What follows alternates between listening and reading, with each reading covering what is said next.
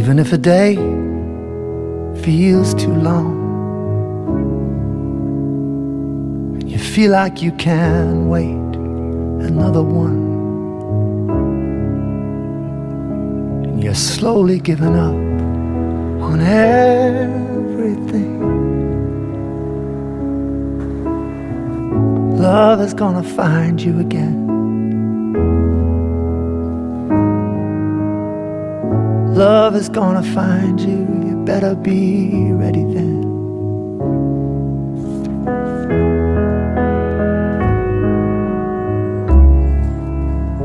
Well, you've been kneeling in the dark for far too long.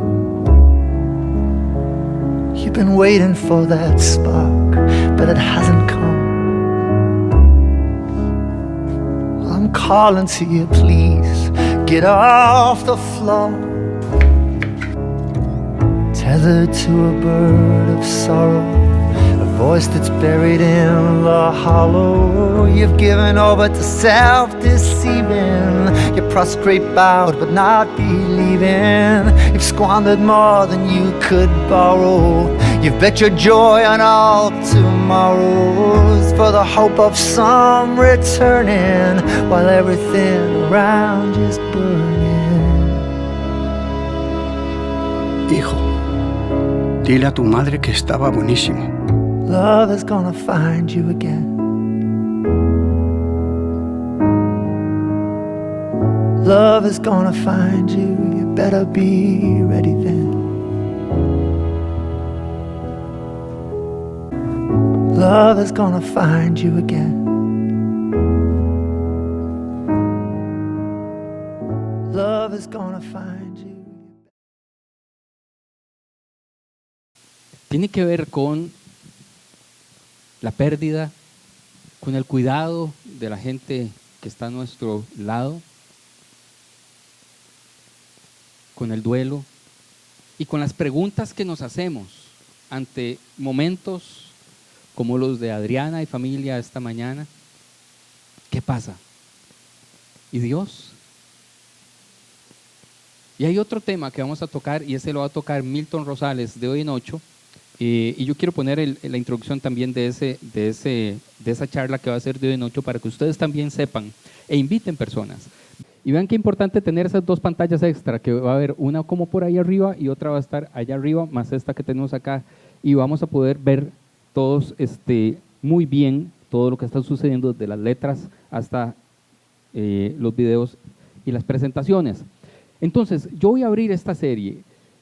Vamos a ir tocando temas durante 5 domingos, temas que son duros de tocar, complejos de conversar. Y a mí me gusta, si todo sale bien, dar chance para al final de mis charlas que algunos de ustedes puedan preguntar cosas o externar algún tipo de idea. Entonces vamos a intentar hacerlo así esta mañana, ¿de acuerdo? Hay un hombre que murió hace unos cuantos años que se llama Jordi Évole. Jordi Évole fue quien lo entrevistó. Se llama Pau Donés. ¿Saben quién es Pau Donés? ¿O quién era? ¿Quién? El cantante de Jarabe de Palo. ¿Quién es la que está tan actualizada? Bueno. Y antes de morir lo entrevistó, pueden buscar la entrevista, un periodista muy reconocido en España que se llama Jordi Évole. Una entrevista que se grabó 4 días antes de su muerte.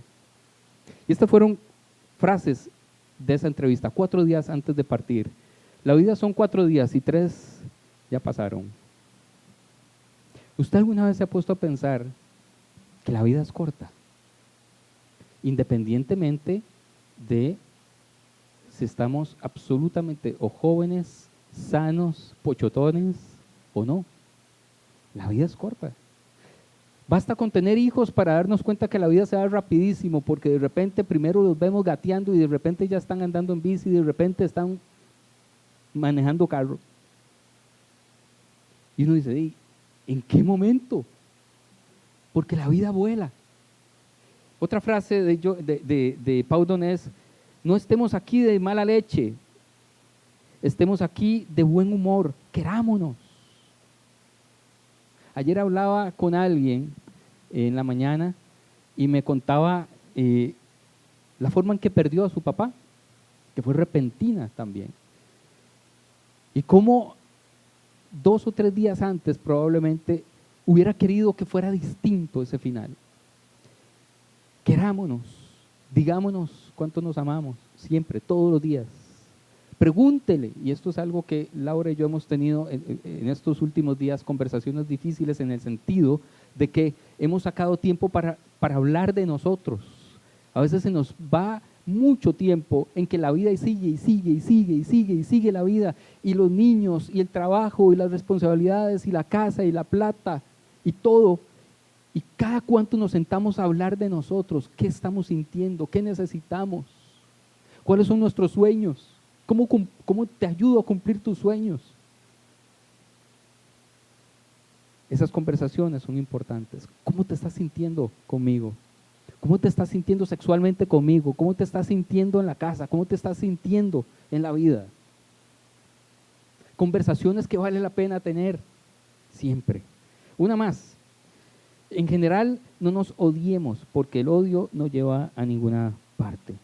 Y es que el problema de la pérdida, y sobre todo también en ciertas circunstancias, es que la pérdida duele. La pérdida duele. Y podemos perder personas aunque no hayan muerto, pero perdemos personas. Y la sensación puede ser muy parecida. La muerte duele, y duele mucho. Y la vamos a llorar. Y aunque tengamos mucha esperanza y mucha fe, la muerte sigue doliendo. Sigue doliendo. ¿Acaso no lloramos el primer día que dejamos a nuestros hijos en el kinder? O sentimos ahí un nudillo en la garganta y sentimos que los abandonamos al azar de la vida en el kinder, ¿verdad? No lloramos cuando se van de viaje por primera vez, o cuando van a un campamento, o cuando se van de casa. Las despedidas duelen, y duelen mucho. No lloramos cuando tenemos que dejar a alguien en el hospital porque está enfermo, esperando que mejore al día siguiente. Entonces vienen las preguntas, y sobre todo puse este video intro para esta serie, este primer video, porque cuando empezamos a ver en ese proceso de pérdida largo, que no es repentino, sino que se va apagando la vida de alguien, surgen muchas preguntas, siempre hay preguntas. Y yo quiero esta mañana 2 cosas. Uno, de verdad, aprovechen el tiempo con la gente que aman. Mucho, conversen, hablen, no obvien nada. No obvien nada, díganlo todo. A mí me ha tocado varias veces, y creo que se los he contado, una de las cosas que nos entrenan y uno se va actualizando de vez en cuando a los pastores es a acompañar a las personas para prepararlos para la muerte, cuando ya están a punto de experimentar ese cambio. Y recuerdo hace unos años, el papá de un amigo de aquí de la iglesia, del Macho, me dice, vamos, y se encierra en un cuarto donde tenía una pequeña biblioteca, porque yo había ido expresamente para eso. Se encierra y me dice, mira,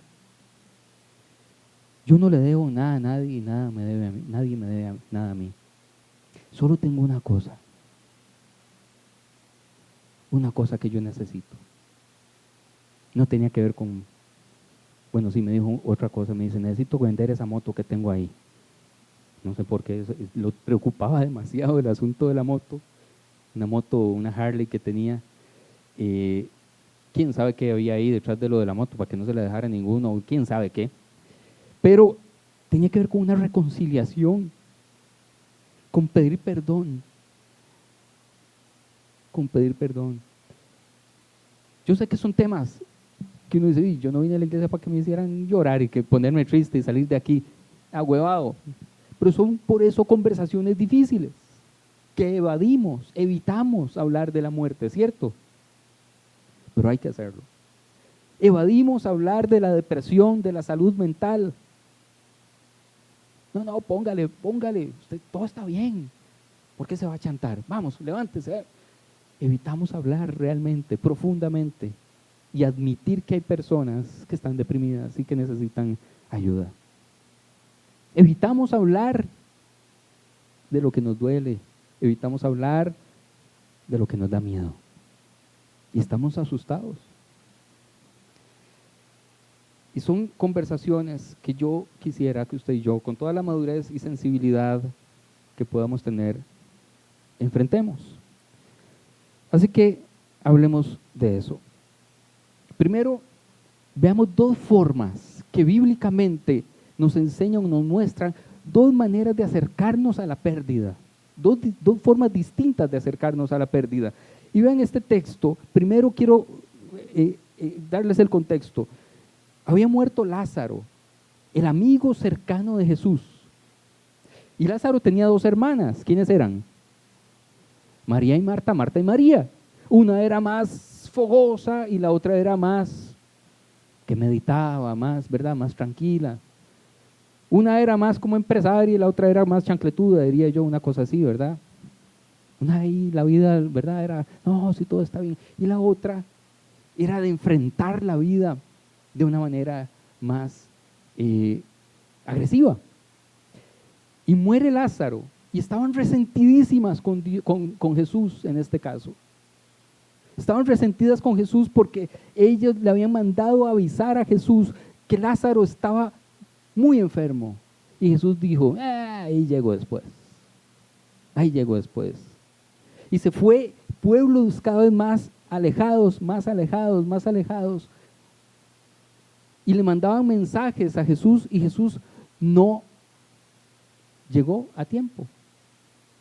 Y Lázaro murió. Y entonces estas dos hermanas pierden a su hermano y de repente llega Jesús ahí todo foforón, hola, ¿qué? Todo, ¿cómo está todo? Y ahí vienen las dos reacciones de ellas. La primera es esta, Marta. ¿Quién era Marta? La que enfrentaba la vida un poco más agresivamente, ¿cierto?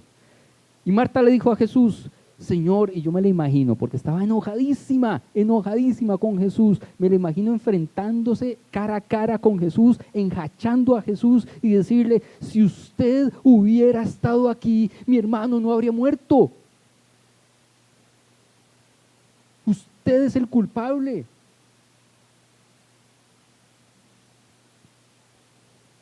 Pero aún ahora yo sé que Dios te dará todo lo que pidas. Jesús le dijo, tu hermano resucitará. Y la primera reacción es el enojo y echarle la culpa a alguien. Echarle la culpa a Dios, echarle la culpa a Jesús, echarle la culpa a alguien. Enojarnos con Dios. Y es válido, yo he dicho muchas veces aquí, cuántas veces yo le he orado a Dios desde el enojo, desde el dolor y desde el enojo, y diciéndole, Dios, usted sabe que me decepciona. He llegado a orar diciéndole, Dios, esta es la última oportunidad que te doy, yo a Él, ¿verdad? Y Dios, en su infinita misericordia, seguramente me ve y dice, pobrecito, no he entendido, pero yo lo amo. No he entendido, pero lo amo. Y ahí estaba Marta enjachando a Jesús. Es que imagínense que pudiéramos tener a Jesús cara a cara, y poderle decir y reclamar todo lo que nosotros quisiéramos, hubiéramos querido que Él hiciera por nosotros y pareciera que no hizo. Ay, llegaste tarde, que andaba evangelizando ahí a los perdidos, y yo que era su amigo, su amiga, nos abandonaste. Te mandamos mensajes y no llegaste. Y ahí Jesús tiene una conversación con ella y dice, sí, es cierto, respondió Marta, resucitará cuando resuciten todos los muertos en el día final. Es decir, no, en ese momento cuando está enojada, su cuota de fe está limitada a una negatividad. Sí, yo sé, eso me lo han predicado toda la vida. Al final todos resucitan. ¿Qué le había dicho Jesús? Tu hermano resucitará. No dijo cuándo. Y ella dice, sí, yo sé, al final. Y Jesús llega y le dice, yo soy la resurrección y la vida, el que cree en mí vivirá aún después de haber muerto. Todo el que vive en mí y cree en mí jamás morirá. ¿Lo crees, Marta? ¿Lo crees? Porque Jesús estaba detectando no solamente enojo, estaba detectando falta de fe. Sí, Señor, le dijo ella, siempre he creído que tú eres el Mesías, el Hijo de Dios, el que ha venido de Dios al mundo. Marta estaba tan enojada que lo que hace es repetir dogmas. No habla desde el corazón, habla desde el enojo. Cuando María llegó y vio a Jesús, ahora viene la otra hermana, misma experiencia de pérdida, una persona distinta. ¿Qué dice? Cayó a sus pies y dijo, Señor, si hubieras estado aquí, mi hermano no habría muerto. Es la misma frase, ¿cierto? Es la misma frase, pero expresada y vivida de una forma distinta. La primera es desde el enojo profundo, y esta desde el dolor y la súplica. Primero se tira a los pies de Jesús, la otra lo enjachó cara a cara. Es más, me lo imagino agarrándolo del pescuezo, así, ¿verdad? Desde aquí. Si hubieras estado aquí, mi hermano no habría muerto. En cambio, la otra se le tira a los pies y dice, Jesús, si hubieras estado aquí, mi hermano no habría muerto. Cuando Jesús la vio llorando y vio a la gente lamentándose con ella, se enojó en su interior con él mismo y se conmovió profundamente. El texto no dice que se enojó con ella, ojo, se enojó con él mismo. ¿Dónde lo pusieron?, les preguntó. Ellos le dijeron, Señor, ven a verlo. Entonces Jesús lloró. Y el resultado de esta conversación es que Jesús va y resucita a Lázaro. Bien, hay dos formas en que nosotros podemos enfrentar la pérdida. Y el enojo es sano, lo vamos a ver a lo largo de esta serie, porque es una reacción natural, pero tenemos que avanzar desde el enojo hacia otros estados de ese proceso, la aceptación y la esperanza final. Y en esta charla estaré echando mano de algunas preguntas que muchos de ustedes me han hecho a lo largo de muchos años, y las voy a sintetizar en algunas respuestas. Intentaré dar algunas respuestas a esas preguntas. ¿Qué hacemos? ¿Qué pasa cuando tenemos una pérdida? ¿Cuáles son las preguntas más frecuentes? ¿Y qué pasa cuando alguien muere? ¿Se ha preguntado usted algunas cosas sobre la muerte? Sí, ¿verdad? La primera pregunta, ¿qué pensaban los primeros cristianos acerca de la muerte? ¿Qué pensaban los primeros cristianos? Pensaban cosas muy distintas a las nuestras. Lo primero que ellos pensaban es que nunca iban a morir, porque Jesús les había prometido algo. ¿Qué les había prometido Jesús? Yo me voy, pero vengo por ustedes. ¿Cierto o no? No les dijo cuándo, eso fue el problema. Es un detalle, pequeño detalle. Entonces, ¿qué interpretaron los primeros cristianos? El mae se va y una semana después estamos listos nosotros para jalar también, tranquilamente. Felices. Y empieza a pasar el tiempo, y todo el mundo, no, tranquilo, seguramente hay mucho que ordenar allá en el cielo, se está preparando ahí las moradas. Ya casi, pasó un año, no, ya casi. El asunto es que está probando la fe, 2 años, 3 años. Y entonces, como empieza a retrasarse lo que ellos habían creído que era inminente, que era ya, entonces tienen que empezar a formular respuestas, a inventar respuestas. Eso se llama teología. Empiezan a crear respuestas porque no sabían cómo, ante la duda, ¿será cierto? Y nos vaciló. Y entonces, ¿será que entendimos mal? Sí, bueno, ¿cómo lo interpretamos? Entonces empiezan a hablar. Una de las cosas que hicieron fue esto. ¿Qué hubo de esa promesa de su venida? Empiezan a reclamarse. Estamos en 2 Pedro 3:4. nuestros padres murieron y nada ha cambiado desde el principio de la creación, es decir, todo sigue igual y nos dijo que venía por nosotros. Nosotros jurábamos que la muerte ya había sido vencida, es decir, que no íbamos a morir, pero ya murieron hasta nuestros padres. Y ahora nosotros tenemos que responder a la fe con cosas que no sabemos. ¿Qué hacemos entonces? Así que siglos después, pasaron siglos, los cristianos usaban un texto también de Pedro para consolar a la gente que había perdido la fe, y era este texto. Además, queridos hermanos, no olviden que para el Señor un día es como 1000 años y 1000 años es como un día.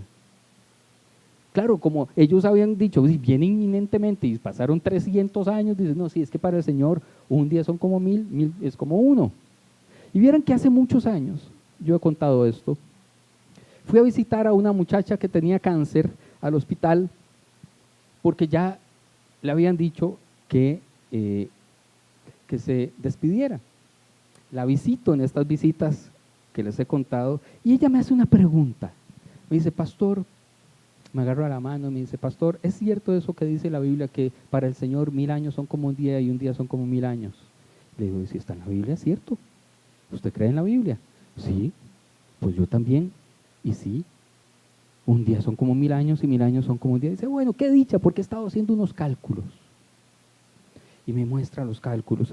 Dice, si 1000 años son 24 horas, es decir, como un día, cada año equivale a 0,024 horas.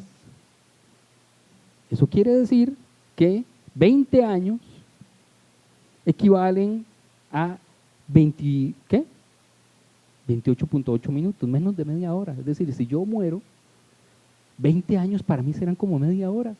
Y me reencuentro con la gente que amo. Pero si fueran más de 20 años, 40 años, es apenas una hora casi, ni siquiera llega a una hora. Es decir, que si yo muero, solo tengo que esperar una hora y me reencuentro con la gente que amo. O sea, que ella ya estaba haciendo cálculos, estaba ya matando, ¿verdad?, a su esposo. Más o menos le estaba calculando un tiempo ahí. Si vive demasiado, 60 años más, apenas sería hora y media. Y entonces me dice, ¿eso es cierto? Le digo, yo nunca lo había visto así. Le digo, sí. Los cálculos, yo no soy de números, pero si usted hizo bien los cálculos, eso es así. Me dice, qué dicha. Entonces eso quiere decir que como en una hora y media yo vería a mi esposo llegar y le diría, ¿cómo te fue en el trabajo? Y más o menos, como en 2 horas, vería a mi hijo, tenía un hijo, y le diré, ¿cómo te fue en la escuela? Y yo atesoré este análisis teológico de ella, esta respuesta que intentó darse con respecto al tiempo, porque cuando uno muere, no hay tiempo, no hay una hora, no hay minutos. De hecho, parte del sufrimiento que nosotros experimentamos aquí y ahora es por el tiempo, la espera. Pero cuando uno muere, ya eso no existe, por lo tanto, dice la Biblia, y lo vamos a ver dentro de un ratito, en un abrir y cerrar de ojos suceden todas las cosas. Es así. Uno muere y ya está con toda la gente que ama. Ni cuenta se da. Y esto tiene que darnos esperanza en torno a qué va a suceder. ¿Qué es lo que sucede? ¿Qué pasa con esas personas que ya no están con nosotros? Están en una larga espera, en un lugar rarísimo. No, la Biblia dice que en un abrir y cerrar de ojos todo sucede. Por lo tanto, por eso, y justamente por eso es que ya no hay sufrimiento y ya no hay dolor, porque no hay espera, no hay soledad, no hay separación.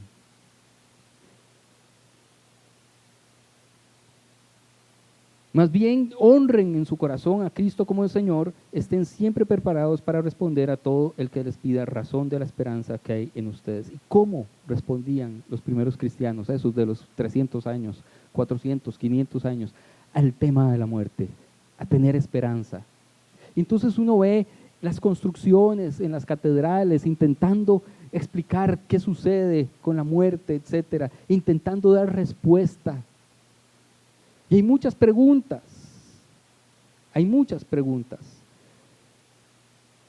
¿Miedo a la muerte o miedo a morir? La mayor parte de las personas, según los estudios, en realidad no le tiene miedo a la muerte, le tiene miedo a morir.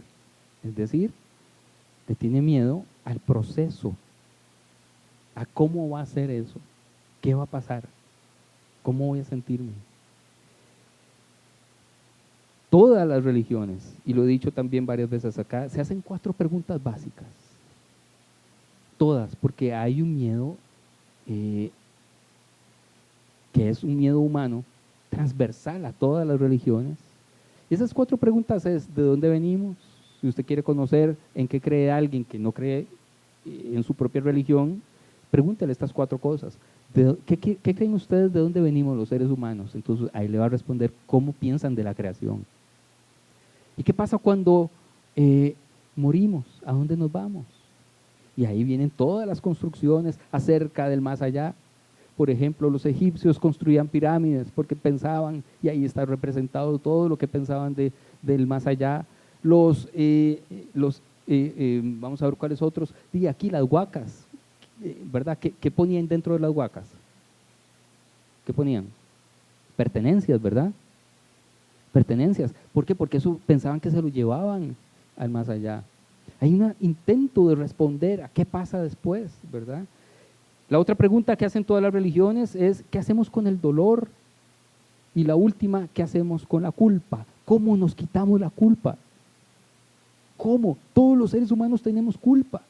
Yo esta mañana, vean lo que es la mente, escucho la noticia y me empiezo a sentir culpable como pastor. No estuve suficiente con él.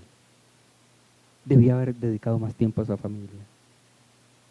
¿Qué hacemos con la culpa? ¿Qué hacemos con el dolor? La mayor parte de nosotros en realidad no tiene tanto miedo a la muerte en sí, sino a morir, al proceso. Y por eso surgen preguntas. Los elefantes, por ejemplo, y esto me llama mucho la atención, tienen una conciencia de la muerte. ¿Han visto eso? Los elefantes hacen una especie de ritual de despedida, se tiran arena sobre sus cuerpos, igual que lo que dice el Antiguo Testamento, que se tiraban cenizas sobre ellos. ¿Recuerdan? Cuando están de luto, lo hacen los elefantes.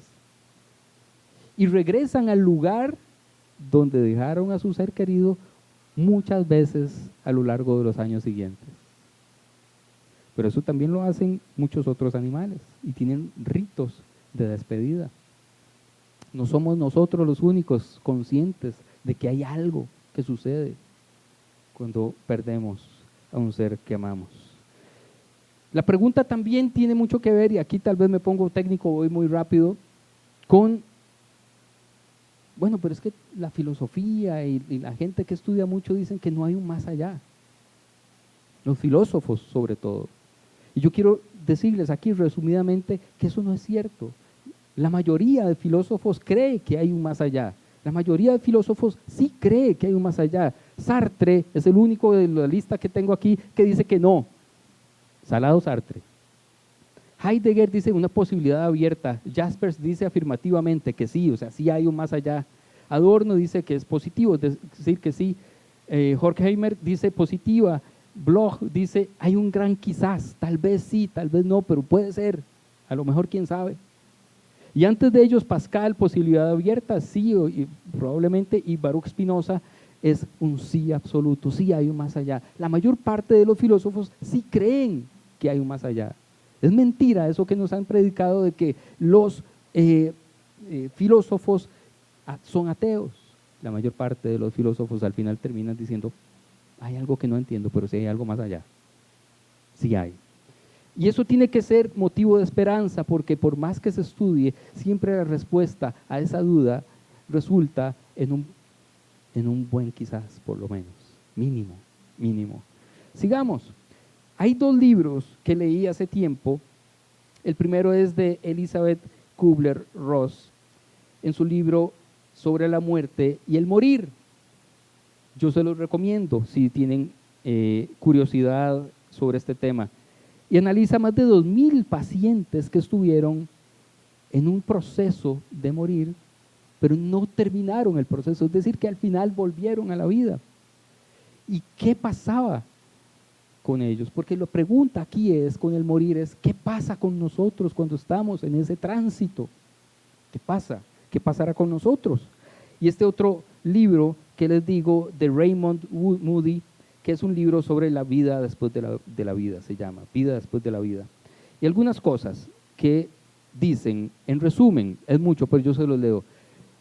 De esos 2000 y pico de casos, el resumen es este. Los pacientes decían, ¿puedo oír que el médico lo da por muerto? ¿Puede oír que el médico lo da por muerto? ¿Puede oír un ruido como desagradable, como cuando hay sobrecarga de electricidad o un zumbido? ¿Pueden contemplar su propio cuerpo desde afuera? ¿Se dan cuenta de que ese otro cuerpo que es igual al de antes tiene nuevas propiedades y facultades? Otros seres se acercan a él para saludarlo, pueden ver a sus familiares ya fallecidos y siempre un ser que jamás han visto, que irradia amor y calidez, le muestra su vida para que la valore, lo que han llamado que pasa como una película. Esto es constante en todas las experiencias, es decir, no es algo que se comunican unos a otros, sino que resulta de esas experiencias. Y este texto, para terminar con este punto, lo escribió alguien que estuvo en ese tránsito y resucitó, por así decirlo, ¿verdad? Es decir, hay mucha gente que llega al punto donde lo declaran prácticamente fallecido, pero regresa. Y eso sucede constantemente. Dice, yo sabía que me moría y que no había nada que yo pudiera hacer para evitarlo, porque ya nadie me oía. Me encontraba fuera de mi cuerpo, sin duda alguna. Lo podía haber tumbado en la mesa de operaciones. Mi alma se había retirado de él. Esto de momento me deprimió terriblemente. Pero entonces apareció esa potentísima luz clara. Al principio era un poco pálida, pero enseguida fue en aumento hasta convertirse en un rayo gigantesco, simplemente una enorme plenitud de luz que no podía siquiera compararse con un gran reflector luminoso. Realmente mucha, tremendamente mucha luz. Además, irradiaba calor. Lo pude sentir claramente. Cosas que podemos por lo menos intuir del tránsito hacia lo que llamaríamos la vida eterna. Preguntas que me han hecho. ¿Hay purgatorio? Esta es una pregunta que mucha gente se hace y que me han hecho constantemente. Sobre todo cuando viene de personas con trasfondo católico, ¿verdad? El purgatorio es un tema importante. ¿Qué es el purgatorio?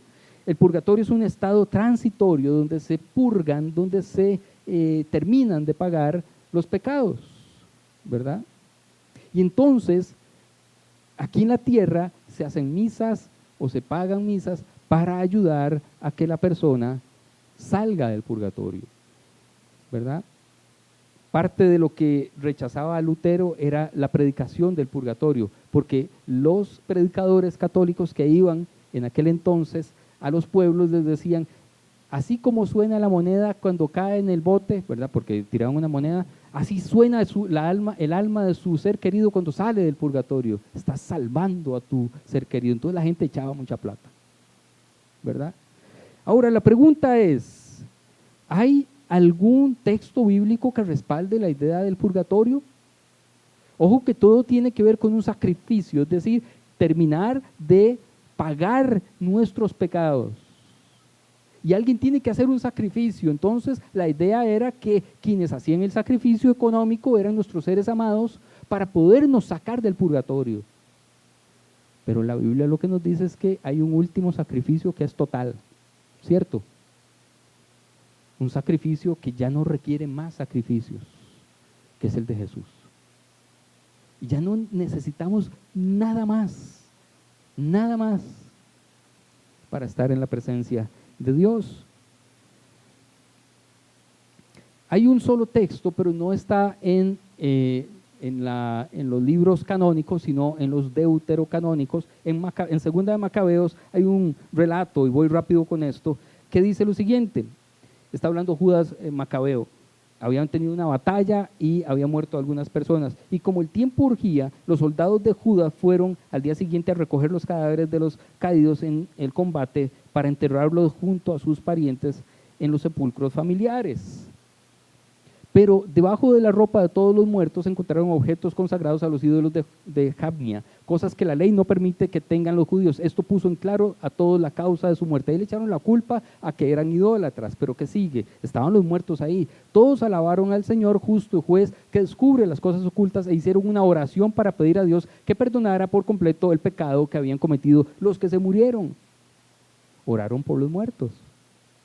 Claro, estamos hablando del Antiguo Testamento, cuando Jesús no había hecho el sacrificio final. Y algo más. Entonces, después recogió unas 2,000 monedas, nunca faltaba, de plata, y las envió a Jerusalén para que se ofreciera un sacrificio por el pecado de aquellos que habían muerto. Plata. De ahí viene. Es la única mención en todos los libros acerca de esto. Pero realmente, ¿qué dice el texto bíblico? Por lo menos según 1 Corintios 15:52, sucederá en un instante, en un abrir y cerrar de ojos, cuando se toque la trompeta final, pues cuando suene la trompeta, los que hayan muerto resucitarán para vivir por siempre, y nosotros, los que estemos vivos, también seremos transformados. ¿Cuánto se tardará? Hay un estado intermedio, dice el texto, en un instante. En un abrir y cerrar de ojos, no hay términos medios, no va escalonado, no hay estaciones, no es un metro con varias paradas. Nosotros cuando creemos, y esto es muy importante, hemos adquirido un boleto ida y vuelta al cielo. Ida y vuelta, es round trip esto. ¿Y por qué digo eso? Porque la mayoría de nosotros nos han enseñado que cuando uno muere se va al cielo y es para siempre. Mentira. Les voy a dar una mala noticia. Regresamos. Hay una tierra nueva. Y todos regresamos acá. Así que no nos quedamos eternamente ahí vestidos con patas blancas, según lo que nos han contado. Regresamos aquí a vivir felizmente con todos los que amamos. Y disfrutaremos eternamente acá. Pero es en un abrir y cerrar de ojos. ¿Recuerdan aquel hombre que estaba al lado de Jesús cuando lo estaban crucificando y le dice: Jesús, acuérdate de mí cuando estés en tu reino? ¿Qué le dijo Jesús? Sí, mae, pero tienes que ir primero al purgatorio. ¿Qué le dijo Jesús? Hoy mismo. Ese fue el primero que entró, estrenó, como los del hotel que vamos a ir, bueno, no sé quién, pero yo no puedo participar, sería muy raro que el pastor gane, ¿verdad? Esa carajada, es muy feo, así que sorry mi amor, ahí después oremos.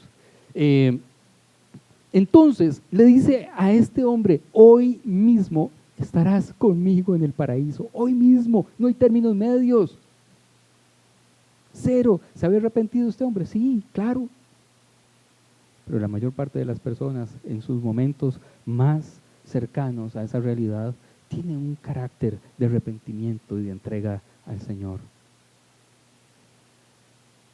Pero tiene una palabra que me llama mucho la atención, es transformación. Seremos transformados, porque ahí viene la otra pregunta: ¿y cómo nos veremos? ¿Reconoceremos a quienes están allá? ¿Nos reconocerán a nosotros? ¿Me mejorarán la estatura? ¿Me podría aprovechar para, ¿verdad?, para hacerme unos arreglitos que me hacen falta y no he tenido la plata aquí en la tierra? ¿Cómo será el cuerpo de nosotros cuando pasemos a esa etapa de la vida? Me gusta decirle que es una etapa de la vida, porque después de esto hay más vida. Hay más vida. Nos reconocerán entonces siempre que quieran hacer preguntas acerca de cómo será nuestra vida después de la vida. Vean el ejemplo de cómo era Jesús cuando resucitó. ¿Cómo era Jesús cuando resucitó? Lo primero que hizo fue desayunar. Y no desayunó pescados espirituales. Desayunó, le tenían un asado en la playa. ¿Recuerdan esa escena? Le tenían un asado en la playa. Claro, un desayuno a punta de pescado yo no me le apunto tanto, ¿verdad? Gallo pintico, natilla, cafecito, ¿verdad? Sí, el pescado se lo quedo debiendo. Pero estos más eran judíos, entonces así como chanchito y esas cosas, no. Eso es un reclamo que yo le tengo a Dios. O sea, ya en el cielo yo necesito que el menú sea mucho más amplio que el que encuentro en la Biblia. O sea, el menú, o sea, porque si no, paraíso no es, ¿verdad? No sería tan paraíso a punta de mariscos. Alguno diría: uy, mariscos. No, yo no como mariscos, así que conmigo no cuente. Bien, ¿qué hacía Jesús? Comía, y comía de verdad. 2, lo podían tocar y reconocer. El cuerpo no va a ser no va a ser un fantasma ¿verdad? Que es transparente, es de carne y hueso. A Jesús lo podían tocar, lo podían ver y lo podían reconocer. Pero entonces, ¿de dónde viene la idea de que nuestro cuerpo será diferente, distinto? Hay un texto bíblico para eso y se encuentra en Filipenses 3:20 al 21. Mas nuestra ciudadanía está en los cielos, de donde también esperamos al Salvador, al Señor Jesucristo, el cual transformará el cuerpo de la humillación nuestra para que sea semejante al cuerpo de la gloria suya, por el poder con el cual puede también sujetar a sí mismo todas las cosas. Este es el texto de donde sale la idea de que cuando estemos en el cielo seremos como... alguna gente nos pone alas, nos hace así como transparentes, translúcidos, y que nadie nos va a reconocer, ¿verdad? Analicemos desde el griego. Yo sé que está muy, muy chiquitito, pero intentemos, déjenme ver si yo logro hacer algo acá. Hay dos palabras que yo quiero que veamos. La primera es esta, ¿verdad? Doxa, gloria. Okay. Primero dice que, no sé si está muy pequeño, pero yo les voy a decir, primero tenemos humillación, entonces voy a señalarla, humillación, ¿verdad? Y tenemos que nuestro cuerpo en este momento es un cuerpo de humillación, pero entonces será transformado en un cuerpo de gloria, en un cuerpo de gloria, de humillación a gloria, no tiene que ver con algo físico. No tiene que ver con que usted sea más alto, más guapo, más feo, si renqueaba o no renqueaba, si tenía acné o no acné, las cicatrices o lo que sea. No tiene que ver con el físico, tiene que ver con cómo nos sentimos. De humillación, la enfermedad nos humilla. La falta de perdón nos humilla. El pecado nos humilla. El enojo nos humilla. La enemistad nos humilla. Los celos nos humillan. Pero cuando estemos en ese estado, habrá algo maravilloso, y es que ya no habrá más humillación de nosotros. No habrá nada que nos dé vergüenza, sino que tendremos una sensación de gloria nosotros también.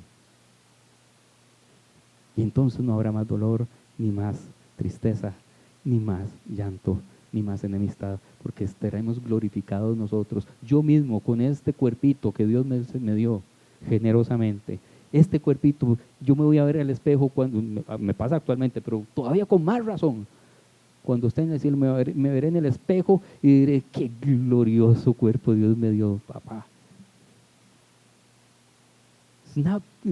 ¿Verdad? Porque ahora uno se ve y de repente vieran que me pasó una cosa un día de estos. ¿Qué hora es? Me pasó una cosa un día de estos y fue terrible para mí. Me hicieron una entrevista y había 3 cámaras, así un montón de luces que van a hacer unas luces aquí para arriba, y donde me mandan fotos de la grabación, me salen unos pelos de las orejas así, pero unos pelos, usted no se imagina los pelos, que usted no, es más, tengo foto, pero no se lo, porque todavía no tengo la sensación de gloria, todavía no he llegado ahí. Tengo la sensación de humillación. Le mandé eso a Laura y ¿sabe qué hizo? Exactamente. Se murió de risa. Casi le pido el teléfono, porque se lo reenvié, casi le pido el teléfono para borrar esa foto. Esa foto no puede salir. Yo no sabía que yo era así. Ustedes se ríen porque seguro me los han visto, esos pelos, ¿verdad? Llega un momento en la vida en que uno cree que ya no le salen pelos. El problema es que se le meten y se le empiezan a salir por todas partes. Por dentro de las orejas, por la nariz, por arriba, por todo lado. Bueno, entonces seremos transformados en cuerpos de gloria, es decir, sin vergüenzas. No tendremos vergüenza. Vean lo que dice, qué significa esa palabra. Dice que ya tendremos honor, gloria, digamos, tendríamos como algo como divino, y seremos muy parecidos a Dios. ¿Qué hacía Jesús? Jesús de repente tenía una facultad que me encanta, porque sí, desayunó físicamente esa mañana, lo tocaron, hubo un mae que le metió el dedo en la llaga. ¿Recuerdan quién fue? Ese mae. Y dijo, sí, sí es cierto, sí es de verdad. Pero de repente Jesús tenía la facultad de pasar paredes sin abrir puertas. Yo quiero eso. Yo quiero eso de ir a asustar a gente. No, mentira. Algunos tengo en lista, ¿verdad? Bien, entonces no es esa sensación de estar en un más allá tan aburrido, tan etéreo, sino que dura un minuto, un segundo y estamos con toda la gente que hemos amado. No vamos a extrañar a nadie. No vamos a sentirnos solos. No va a pasar eso. Y dos, seremos absolutamente usted y yo con personalidad, con lo que nos gusta, con esta cara, con estos ojitos tapatíos. Así seremos. Y eso me alegra mucho a mí. Bien, entonces, tenemos todavía unos 5 minutos, máximo 10 como mucho, para escucharlos a ustedes con alguna pregunta sobre este tema. Yo intenté ser muy genérico, ¿verdad? Pero hay gente que me preguntó ayer, ¿vas a hablar del suicidio? ¿Vas a hablar de la eutanasia? ¿Vas a hablar de...? Hay muchos temas, ¿verdad?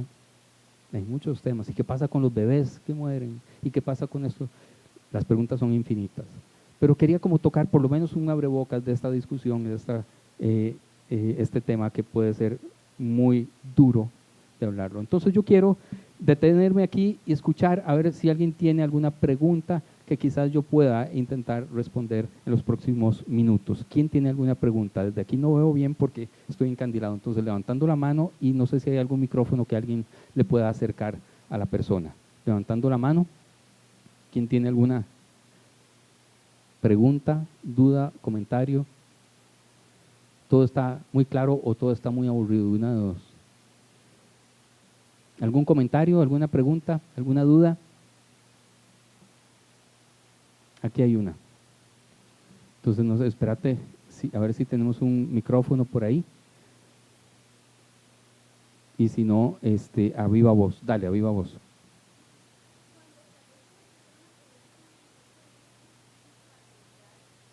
Ok, muy buena pregunta. La primera cosa que quiero decirte es que la salvación es absolutamente personal. Es personalísima. No podemos, de hecho, ese es uno de los problemas graves de las parejas, de los papás e incluso de los pastores, que queremos administrar la salvación de los demás. Entonces, no, pero tienes que ir al culto, pero tienes que hacer esto porque no. Usted no va a salvar a nadie. Hay un solo Salvador. Si pudiéramos hacer algo, nosotros por la salvación de los demás estamos diciendo que la cruz no fue suficiente, entonces que yo tengo que ayudarle a Jesús. Y la cruz es más que suficiente. Entonces, la salvación es absolutamente intransferible, porque antes también se creía que eso se llamaba, y eso se estudia mucho en misionología, se llama conversión de gremios, o en masa, digamos, cuando un patriarca se convertía al cristianismo, todos los demás se hacían cristianos, ¿verdad? Pero ¿quién se convirtió realmente? ¿Era solo por un asunto de seguir a uno o era una fe de verdad? Entonces, eso en primer lugar, no podemos. Podemos orar si nos hace sentir bien. No pasa nada, no es pecado. Podemos hablar con Dios y pedirle que podemos hacerlo, no pasa nada, Dios no se va a enojar. Pero no va a tener una diferencia en eso. Pero sí quiero decirte otra cosa, y es que yo creo en un Dios absolutamente misericordioso, pero absolutamente misericordioso, y que el trabajo de Dios no es mandar gente al infierno. Ese no es el Dios que yo conozco. Su brete es todo lo contrario. Su trabajo, y se los he dicho un montón de veces también, imagínense esta metáfora o esta alegoría más bien de una mamá que va en Nueva York el 24 de diciembre a comprar los últimos regalos a un mall en Nueva York, es decir, está lleno de millones de personas, ahí todo el mundo loco, como vemos en las películas, ¿verdad? Comprando un montón de cosas, y tiene 3 hijos. Y va con sus 3 hijos a las tiendas, y cuando regresa al carro, arranca el carro y sale del mall y ve por el retrovisor y tiene solo 2 de 3. Imagínense que diga, bueno, por lo menos son la mayoría. ¿Qué hace una mamá? ¿Qué hace? Se regresa y hace locuras para encontrar a ese que le falta. Dios hace locuras hasta el último instante, hasta el último suspiro, locuras para tener a todos sus hijos con Él. Y por lo tanto yo tengo mucha esperanza de que la mayor parte de la gente que creemos que no, sí. no la vamos a encontrar. Es más, pongámoslo al revés, la gente que creemos que de fijo tienen ganados 3 boletos, puede ser pura hipocresía también. Así que nos vamos a encontrar gente que no creemos y no nos vamos a topar gente que sí creíamos, pastores incluidos. Dios me guarde. ¿Alguna otra pregunta? No sé si eso te ayudó un poquito. Sí, adelante. Ajá. La segunda la cobro, la primera es gratis. No, mentira.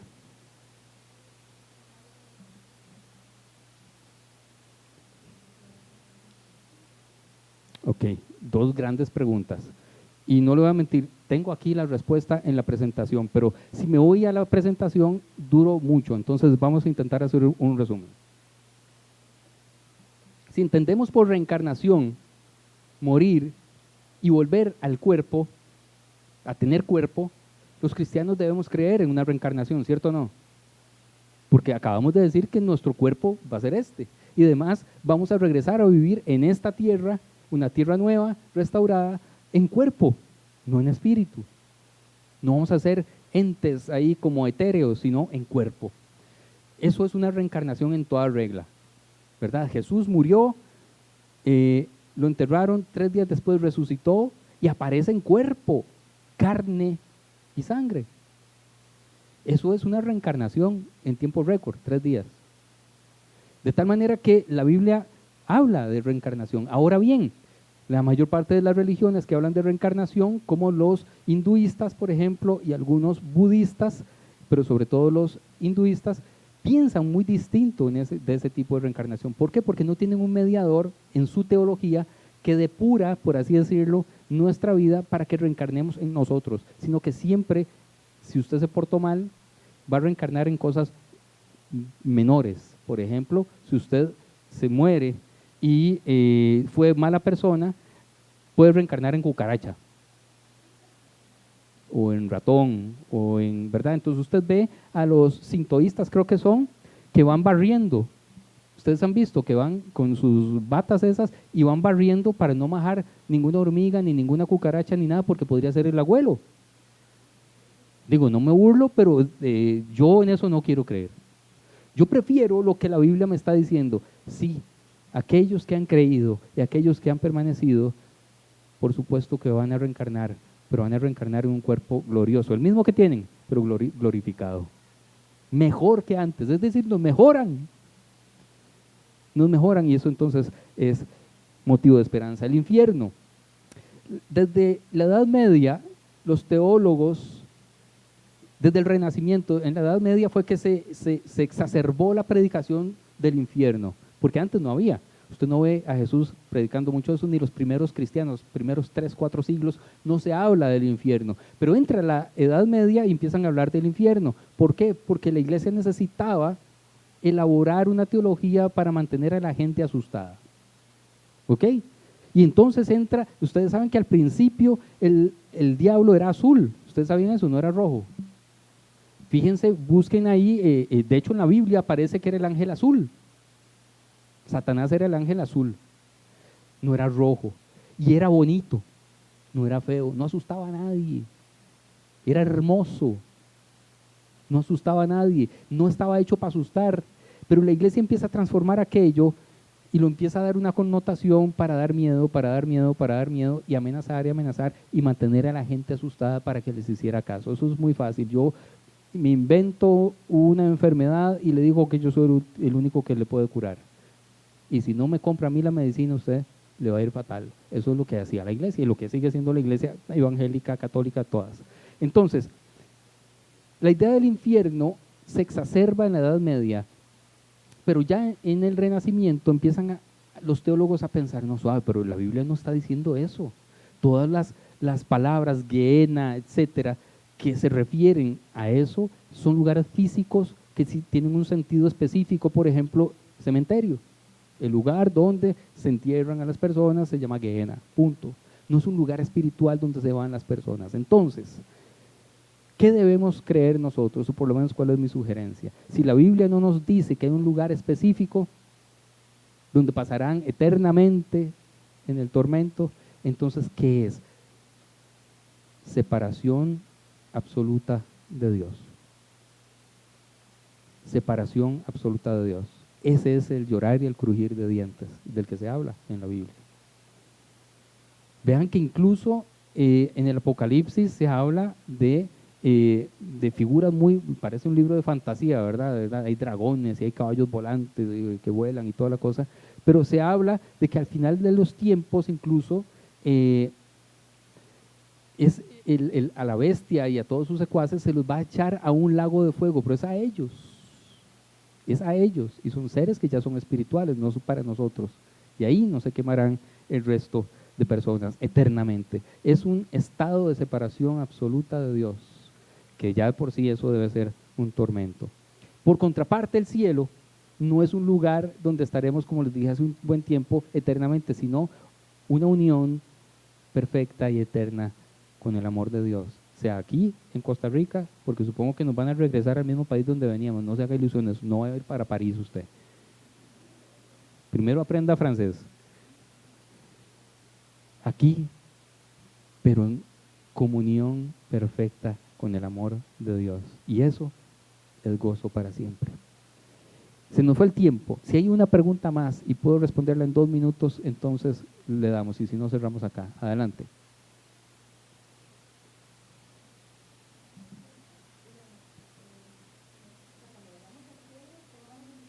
No, va a ser el mismo cuerpo. Jesús resucitó con su propio cuerpo y era Jesús, o sea, lo veían así, machitos, así, sí, por eso digo que no se hagan muchas ilusiones. Ahí viene una pregunta que se han hecho muchos teólogos y las he leído y no me convence ninguno todavía, pero es que nadie tiene esa respuesta.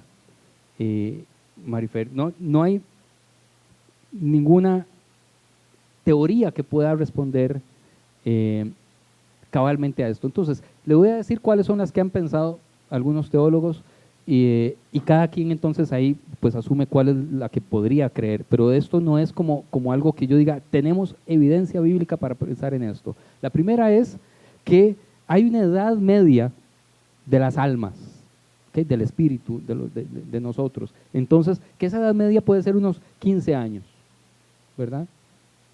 Y tienen algunas teorías que tienen que ver, ¿verdad?, con bíblicas, ¿verdad?, que cuando la gente era mayor de edad, etcétera. Entonces, ¿verdad?, y los ángeles, ¿qué edad tienen los ángeles? ¿Cómo son los ángeles? Tienen una edad más o menos como, ¿verdad?, físicamente como de 15 años, ¿verdad?, siempre jóvenes, siempre esbeltos, etcétera. Entonces, cuando los bebés mueren, su alma tiene esa edad como de quinceañero y adquiere el cuerpo que tendría efectivamente cuando hubiese tenido esa edad. Esa es la primera teoría. La segunda es que se quedan bebés para siempre. Esa me gusta menos todavía. Y me parece raro porque Dios es un Dios justo y no creo que, ¿quién quiere ser bebé toda la vida, eternamente? No creo que sea justo, y menos. La otra es que siguen creciendo como si hubieran nacido. Porque la pregunta ahí sería, ¿y qué pasa? Nosotros en la edad que morimos ahí nos quedamos o seguimos cumpliendo años y nos seguimos haciendo viejitos en el cielo, ¿verdad? Tampoco. Tiene que haber un tope ahí, tiene que haber como un estándar, ¿verdad? Entonces, esas son las 3 teorías. Ninguna, como le digo, me convence y nadie tiene la respuesta para eso. Para mí, entonces, todo lo que yo interpreto de Dios y de la Biblia tiene que pasar por el tamiz del amor. ¿Qué sería lo mejor para un bebé? ¿Qué sería lo mejor para un bebé? ¿Qué creen ustedes? ¿Ser joven o no? Entonces yo creo que el amor de Dios va a generar el mejor estado para sus hijos, ¿o no?